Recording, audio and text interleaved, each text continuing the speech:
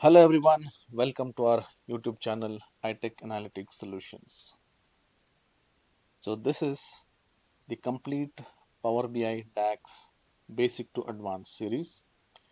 This is our 7th video, and in this video we'll be learning about common mistakes and the best practices for writing DAX.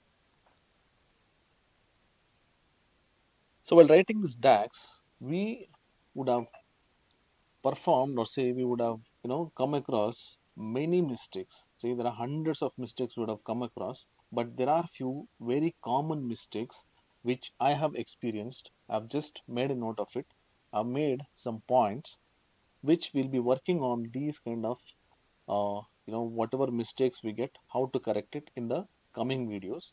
But now I've just pointed out a few points which will actually give you an idea that what all the common mistakes we can do while working on DAX. So there is no practicals in this video, so I'm just pointing out a few of the common mistakes what we would have done, or say we would have experienced while writing the DAX functions. The first thing is ignoring the data types. For example, sometimes what happens, we try to compare the text column with the number column, or say the text data with the number data. So we get errors, the mismatched data type errors. So you should ignore this. So likewise, there are many errors. So in that common mistakes, I've just made a note. This is just the points. We'll be working on all this in practicals once we start our practical sessions. Right. Overusing of calculated columns. So sometimes what happens when you use more of these calculated columns instead of measures, the performance will reduce. So you should actually try to understand when to use calculated columns and when to use the measures. Not understanding the context. Sometimes we get confused with the row context and the filter context, which will lead the inaccurate calculations. So what is this row context and filter context? This we'll be learning in our next videos. So for that reason, since we have not understood the complete of this DAX, I've just made a note of all the points. So please go through these points and keep in mind. So once we come to these practical sessions, we'll understand what are the common mistakes we would have done and how to rectify that. Inefficient use of filters. Sometimes what we do is we'll use too many nested filters without optimizing. So this can also slow down the performance. Next, avoiding parentheses. Say we should give a proper brackets. So what happens if you ignore the parentheses when we have a very big calculations, or say complex calculations or expressions? If you're not giving a proper brackets, we might lead to a wrong results, or it might also lead to the error. So please avoid the the parenthesis, unnecessary parenthesis, or the right way of adding the brackets in the functions. Hard coding values. There are some people, what they do is they'll try to hard code the values while writing the expressions. Please try to avoid this as much as possible.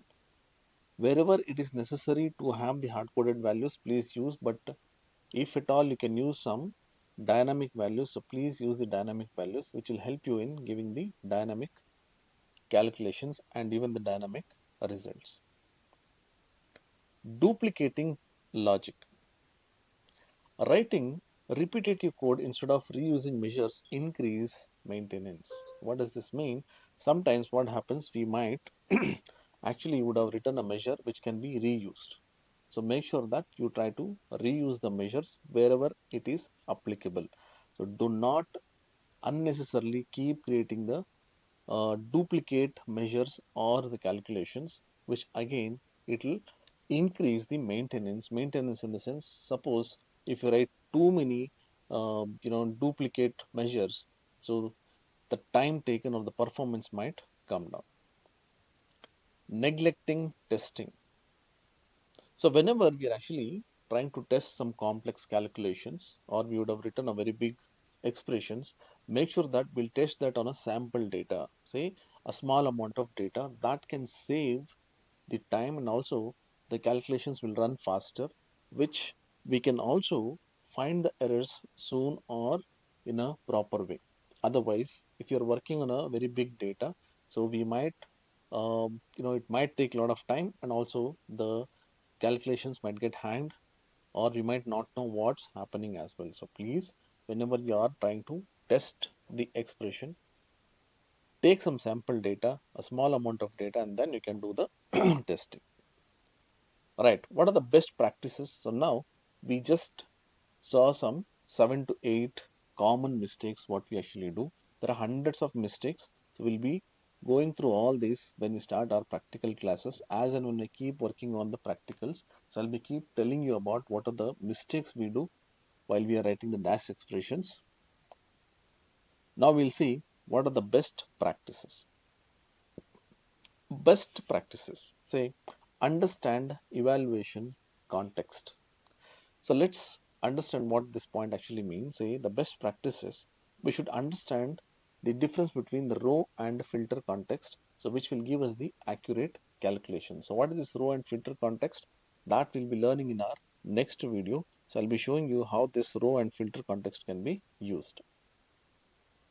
Use measures over calculated columns. Sometimes what happens is we try to write the calculated columns wherein we think that calculations will be proper, or say that is the right way. Calculated columns should be used only when we want to take the row level calculations. But sometimes if you want to get the aggregated or dynamic calculations, so please use measures. So this is the best practice. Using of DAX Studio. So there are some tools which are called as DAX Studio, which can help us in optimizing and testing the expressions. So we'll be learning about this DAX Studio as well in our coming video. So I'll be teaching you about this DAX Studio as well, so that this DAX Studio help us to understand where we have done the mistakes, or what optimization we can do, what are the right codes we can actually use, or the expressions can be made more easy to perform the calculations faster. Adopt modular coding. What does this mean? Say, suppose we have a complex calculations, what we have to do is we have to break down, so that you know what happens, it will be easy for us to understand and debug, and also reuse the measures. So make sure that you will first try to break down the complex calculations into smaller calculations, or say smaller expressions, and after that we can try to combine them, so that it will be easy for us to understand and also to debug. Test with sample data. So as I told you, the common mistakes what we actually do is we'll take the entire data and then we do the testing, or say we try to run the calculations. So that is not the right way. So what we have to do is we have to, the best practices, take the sample data, try to work on try to run the expressions or the formulas, so that we get the right results. Once you feel that the formula is right, the expression is right, then we can experiment that, or say we can use that in the bigger data. Use variables. Variables, it will improve the readability. So it will be more easier for to work, and even the performance also will increase. So what are these variables? Variables are nothing but the values, whatever we store. We can have one address kind of thing, so which I'll be explaining you when you come to this advanced DAX. So we have a concept of variables where we can store the data to one address, where we can use that for any kind of calculation. So that we'll discuss in our coming sessions. Write comments. Comments are very much important. What happens is when you have a complex calculations, or say complex expressions, so if you want some clarity, or if you think that in the future if you want to know what calculations we have done, so we can give a non-executable statements, which we call it as comments, wherein we can write any kind of statements which explains about the expressions. So this is a good practice, wherein even after a few days or few months, if you go to that calculation, you can understand what's happening in that calculation. Optimize for performance. So what happens whenever we are actually try to write some complex or repetitive calculations, we can actually optimize so that the performance can improve. Right, let's see a table here which actually compares with the common mistake and the best practices what we have to do. So ignoring data types. So always ensure proper data type we are actually using. Say, suppose if you are trying to compare with the text column with the number column, or using calculated columns. Sometimes, what happens, the calculated columns, you're not getting the right results or not the right way.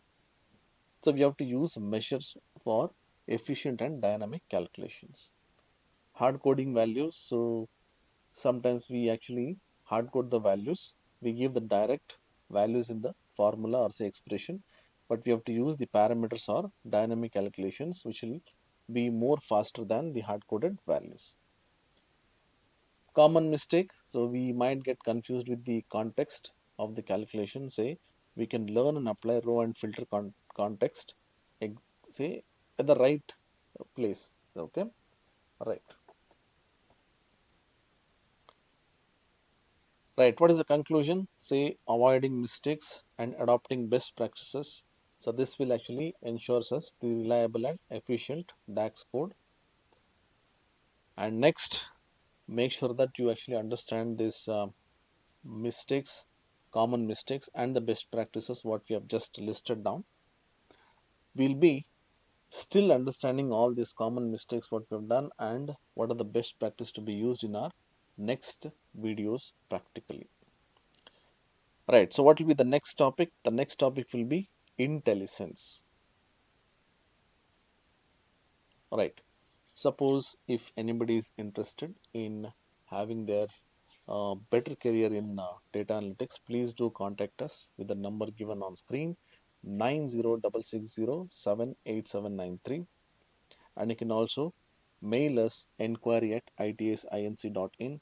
You can also visit our website www.itsinc.in. And if you're watching this video first time or you're visiting to our channel first time, please follow us on the social media portals mentioned here. So you can subscribe to our channel, YouTube and Instagram. You can follow us, Facebook and LinkedIn. You can follow us, and all the links for these social media portal is given in our description below. So you can use those links and you can follow us.